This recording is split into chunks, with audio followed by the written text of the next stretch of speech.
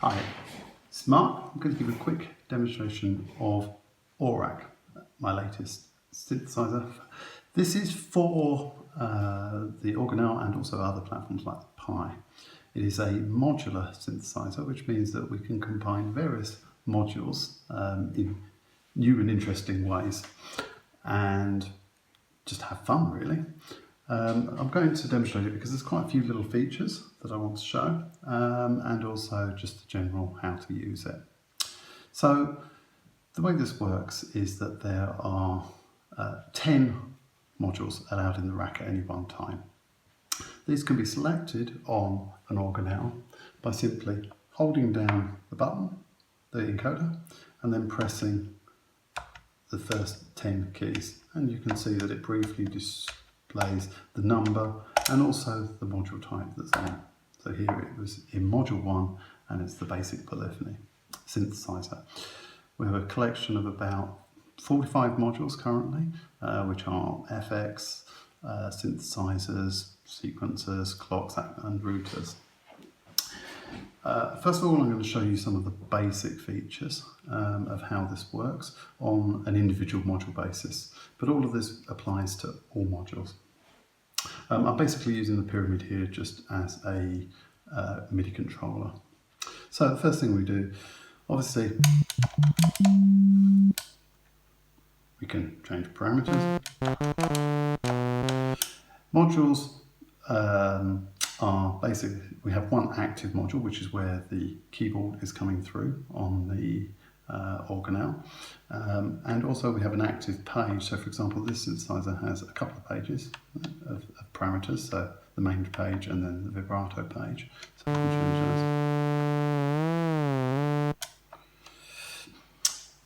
those. We can now go to a different module. If we go to module 3, for example, and we can select a new module. This is the default module, which is an empty module, but we could, for example, put in a reverb, for example. Now, if I press the keys, nothing's going to happen, and that's because this particular module doesn't actually do anything with the keyboard input. So what we want to do is to go back to the poly. Now we have reverb. So the first thing that that actually shows is that there's actually some kind of automatic routing going on. And I do that because it would be no fun basically to do little patch cables on a tiny screen like this. So what I have is actually predefined routing modules. And this one is the so-called 110 routing module, which is basically through, which means it passes all notes between 1, 2, 3, all the way down the chain. It also passes by default all audio through as well. Later I'll show that that can be configured and we can change the routing mechanism, but for the moment let's keep with that to keep the complexity down a little bit. So now we've got a reverb there, but we can also go back to module 0, which is actually in this case a sequencer, and we could put things here.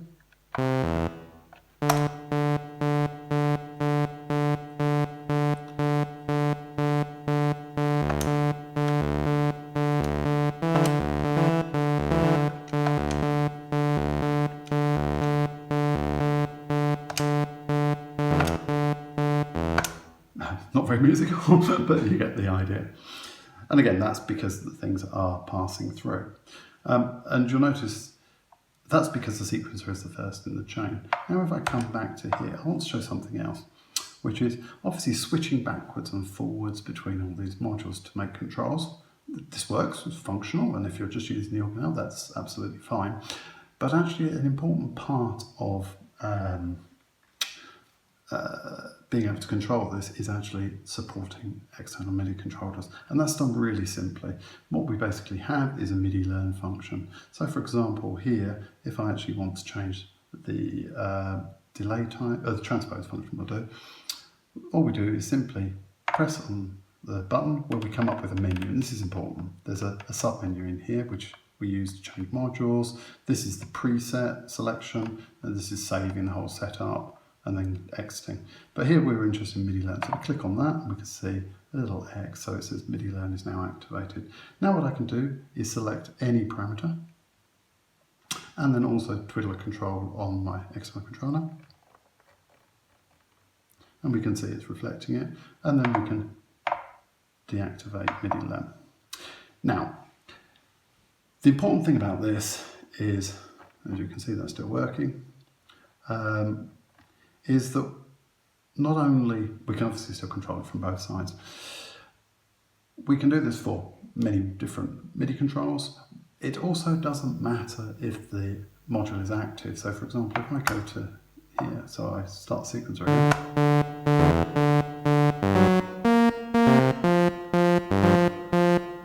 So what we could see there is even though the module wasn't active, the MIDI CC, the learning is still working. So that obviously allows us to actually control everything from remote control. The next thing is presets. So obviously what we want to do now is we've got this lovely new preset here. So what we can do to actually save that is just simply come onto here, and then we do we click on the default. This is currently the default setup, but we actually want to create a new preset based off of this one. So we just click new, and it automatically creates a new one. These are called new 1, 2, 3, 4 by default.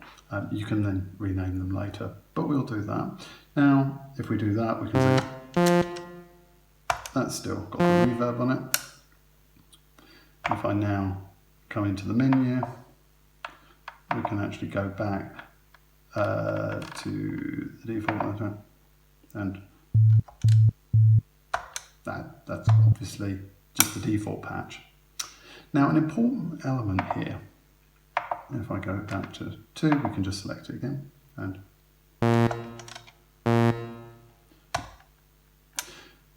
we can see it's recolored. Now, the important element about all of this is that along with the parameters, saved the CCs as well, the MIDI learn data as well. So that's the first important thing. The second important thing is that this is not actually saved to disk until you select the save option here. Bing. The reason for that is basically the idea is that you can create presets, you can update the presets, all in memory, and then at some point you can turn around and say, yes, I want to commit those changes by saving it to disk, or no, forget all of the stuff I've been doing. This was not good. One last thing to show here, if I come to the reverb, for example, let's turn the reverb down a bit.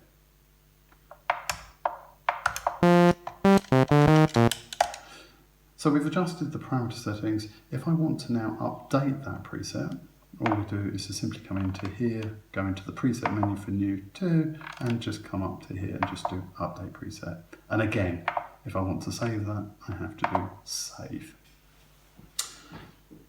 So that's the basic functionality. What we've got here is we've got preset saving, we've got the ability to MIDI learn, and I've also showed you how to add in new modules. If you want to take out a module, that's simply, so we just click on the module we want, and then we don't actually remove the module as such, we just basically set it back to the default menu,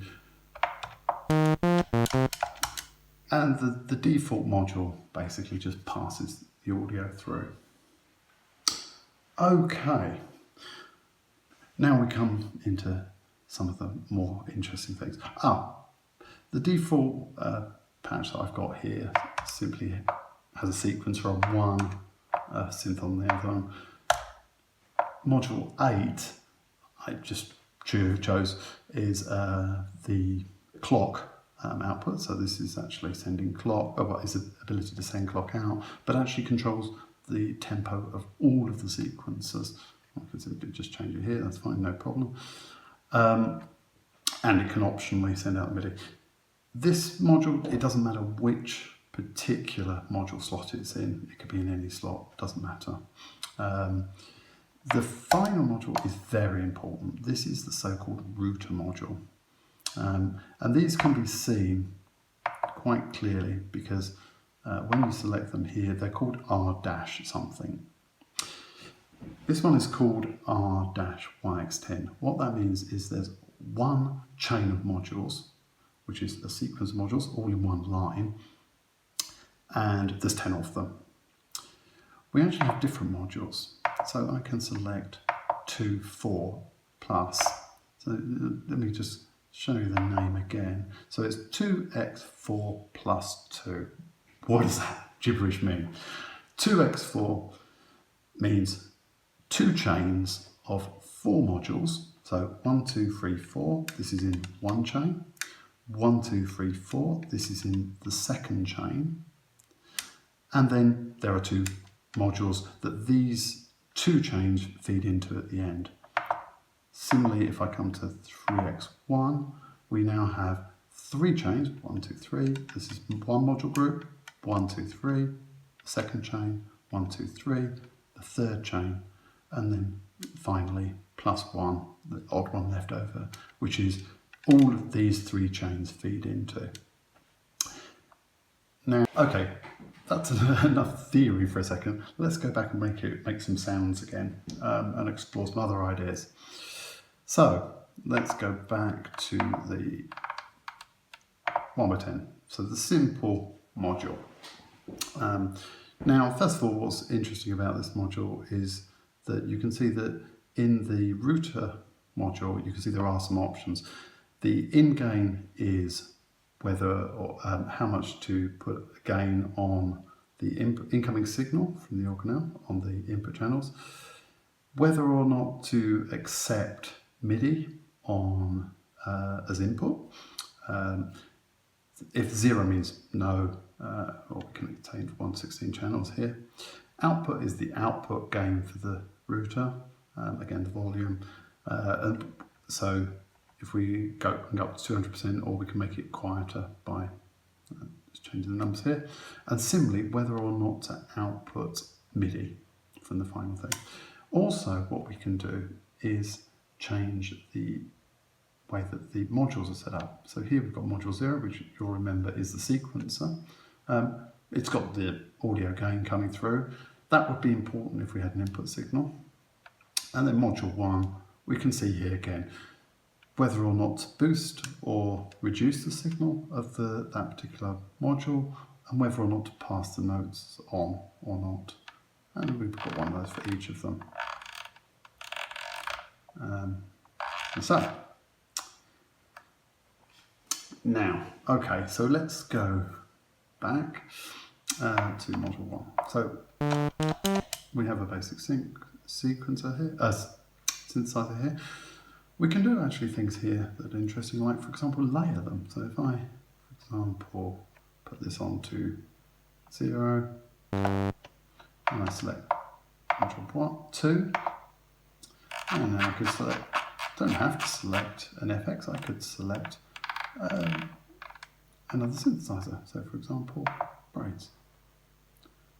Now, if this is where the active module becomes important again. If I press key now, you can just hear braids. That's because there's no other synthesizer or anything below it in the chain. However, if I go to the basic poly now, we now actually have 2 synthesizers playing, because the note is coming from this active module 2 into 3 and then following down, so it goes into not only the basic poly but also here. Similarly, if I now select the sequencer, we get the same thing.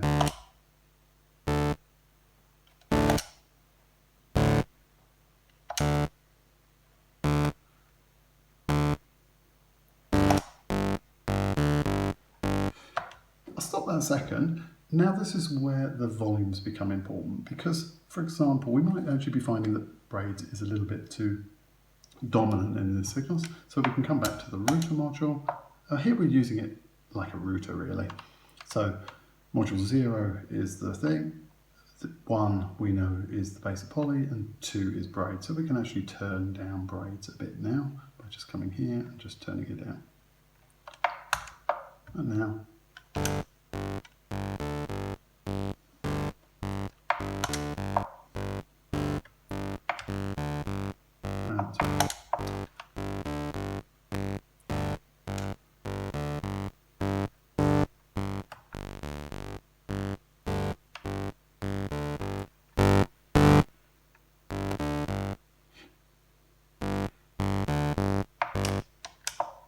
Now notice there that when I turned braids down to 0, what happened is we didn't get any audio, and that is because the audio is being passed all the way through. So if we don't get any volume from braids, we don't get anything. Okay,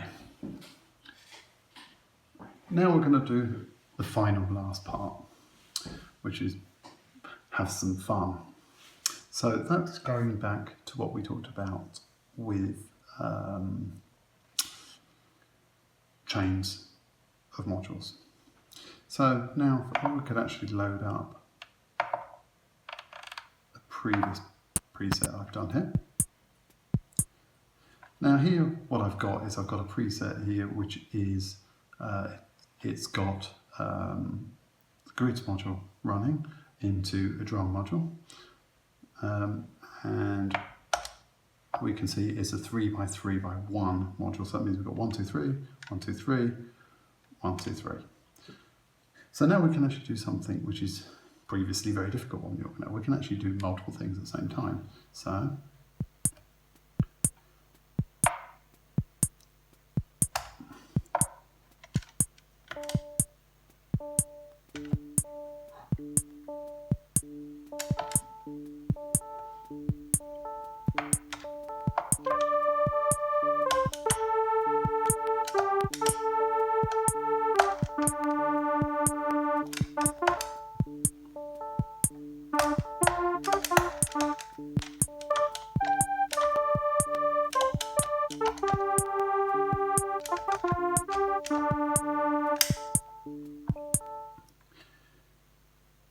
here, what's interesting is that we can actually play the thing through, and we've got multiple things going on. So we've actually got on one chain we have the drums going, on the second chain we just have a silly melody going through, running using polybeats as a sequencer, and in the third chain I actually had an analog synth.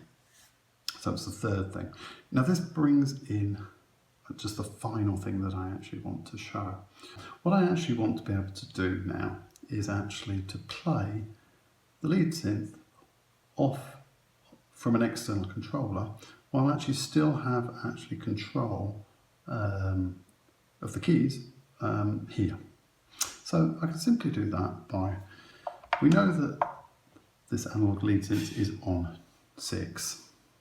What I'm going to do is actually, I've now put the pyramid to use channel 2, MIDI channel 2.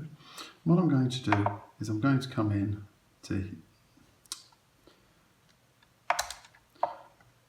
the channel here, and I'm actually going to select chain 3, and I'm actually going to put the MIDI channel to 2. Okay, I'd already done this. I had a mistake I forgot to turn up for it. But we set it to MIDI channel 2 here, which now means that if I turn up the volume,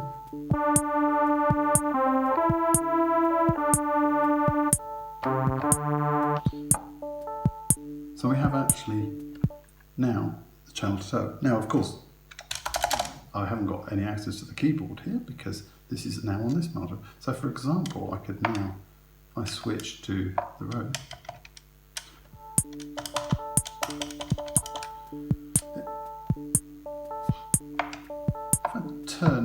in fact, I'll turn off the sequencer on this. Turn up.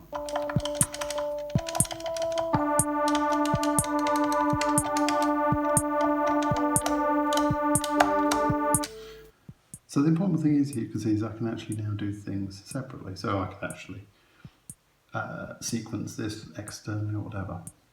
Now similarly, and this is the last point I want to show, is that if we, this is all saved here, if we come to the root module again.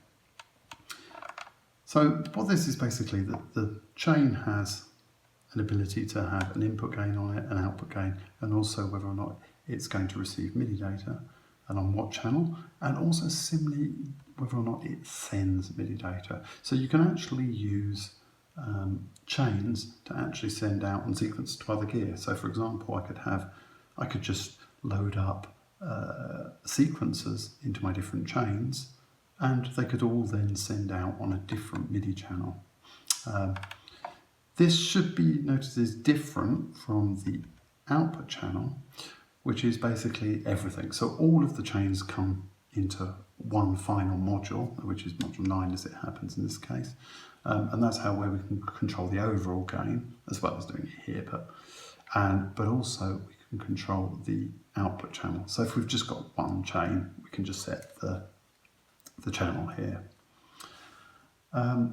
So that's really what I wanted to show. So in summary, hold and press the buttons to select a module. We can then have the ability to update and save presets. We can obviously change modules.